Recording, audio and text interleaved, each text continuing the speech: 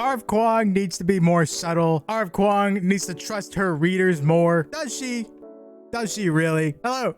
Welcome. Today we're going to talk about a pretty spicy topic that I see quite often on this very niche corner of the internet. Now, if this whole video ends up being total BS, don't come for me. Engaging in intellectualism is not my forte. My forte is actually being really down bad for fantasy women. You should go watch that video, but like after you watch this one. This video idea came to me mainly because of two experiences that I had. The first one was seeing like a collage screenshot thingy of Jack Edwards talking about this very thing. I'll throw it up right now. Actually, I'll just play the clip because I went and watched it while I was taking my dog to her neurologist the other day. Dachshunds in their spines, bro. The thing is, I think that R.F. Kuang is one of our most talented and exciting writers we have creating art today.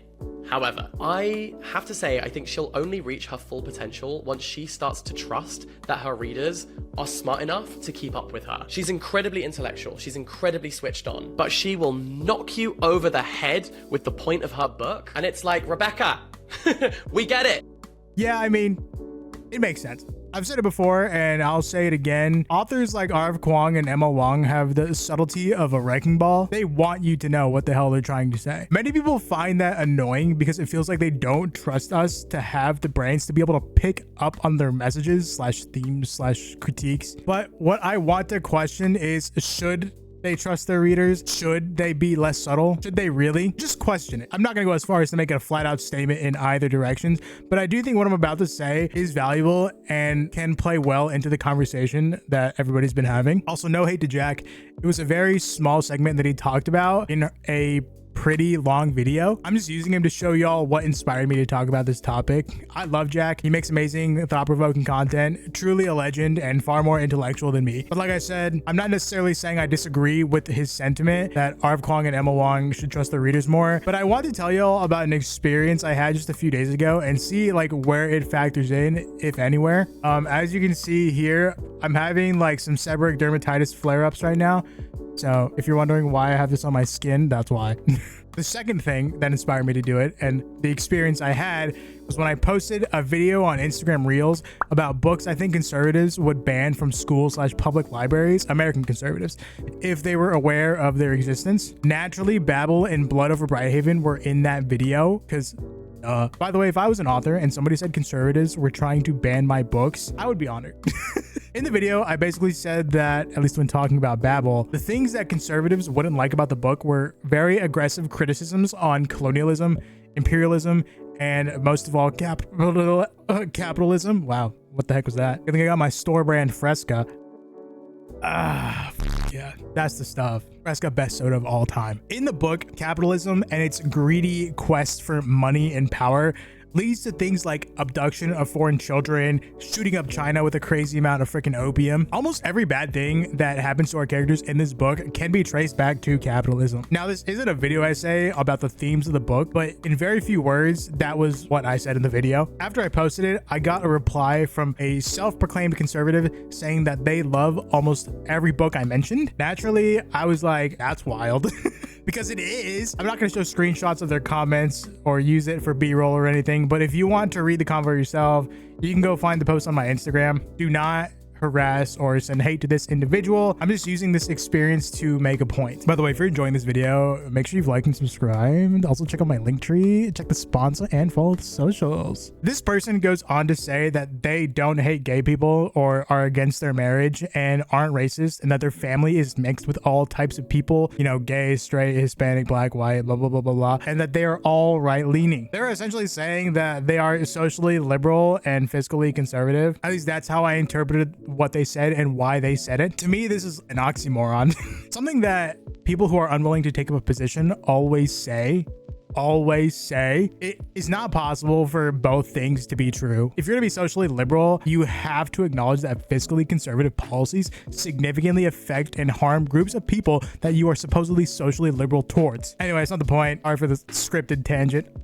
This person goes on to tell me that Babel by R.F. Kuang is their favorite book of all time right now. This is what truly blew my mind. Like I said earlier, Babel is an absolute thrashing of global capitalism in general. Being a conservative and having your favorite book absolutely despise the core thing that makes American conservatives is absolutely insane. Capitalism is just so central to conservative beliefs that agreeing with R.F. Kuang's criticism about the system would basically mean you aren't a conservative. It is not possible to be anti-capitalist and be an American conservative. Keyword American, maybe that also applies to British conservatives or whatever, but generally speaking, when I say American conservative, you know what I mean. While researching this video, I found some instances of some right-wingers who are anti-capitalist, which is somehow magically possible, but I found that these people were not conservatives in a 2025 American sense. Anyway, I highly doubt this is the case for a vast majority of American conservatives, like 99% of them. Now, we can't get into the deep shit like, is capitalism truly conservative? But that's not what I'm here for. When I refer to the American conservative, like I said, you know what I'm talking about. But before this person told me that their favorite book is Babel, I called them out on voting for things that are being directly criticized by Babel, which they then proceeded to say that not everyone right-leaning falls under the same blanket. And, yes, obviously, and I don't always agree with everything the left says, like I hope most of us would. But like I said, when it comes to what he says next about Babel being his favorite book, I would argue you cannot be an American conservative without believing in modern capitalism. It's a core tenet. If you claim to be an American conservative, you have to believe in capitalism being the best economic system. Yes, the Democrats are capitalists too, but you unfortunately vote for them because you're voting for the future of the progressive caucus of the party who do not agree with capitalism. So in my opinion, if you claim to love this book but are supposedly a conservative, you either A, did not understand the point, B, did understand but choose to ignore and disagree with her, aka evil, or C, you did understand but don't want to implement that new understanding into your current beliefs and come to some new conclusions about yourself. Personally, I think this dude belongs in category A because he then goes on to say that he's okay with reading opposing views and from viewpoints and perspectives he will never have, which I know sounds a lot more like category C, but I genuinely just do not believe that he was reading Babel for the same reason people on the left read Mein Kampf. There was just no way he was reading this book to be challenged or reading it to understand his freaking ops. He read it for entertainment like most of us, and most likely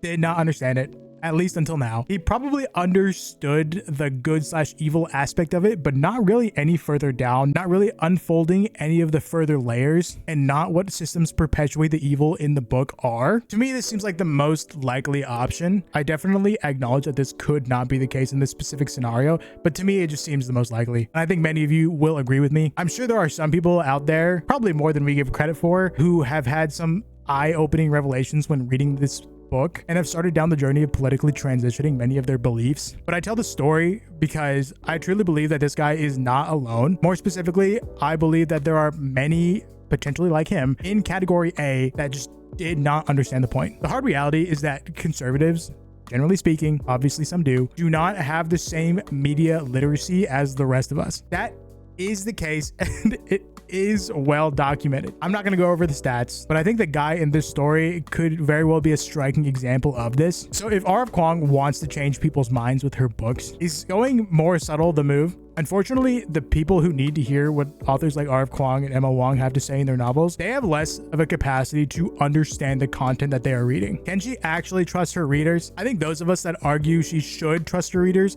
might live and discuss books in an echo chamber of levels of media literacy that half the United States does not have. Very American-centric view. I know, I'm sorry. I'm just trying to make a point.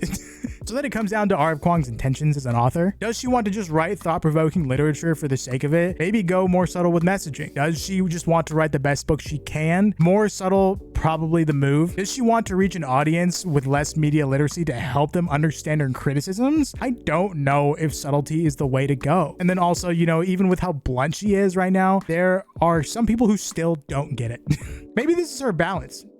A way to kind of do both at the same time. I honestly don't know if there's any answer. I just thought the topic was really interesting to talk about. I wanted to bring up a counterpoint with maybe why R.F. Kuang and Emma Wang shouldn't go more subtle. I think there are valid reasons for them to both be subtle and for them to be as subtle or not change at all. Maybe I'm just talking out my ass. Maybe I'm just super misinformed. I told you all at the beginning, I am not an intellectual, so this could be like total bullshit. But I do think the example I provided, while be it anecdotal, might be a reason why she shouldn't go more subtle with the messaging.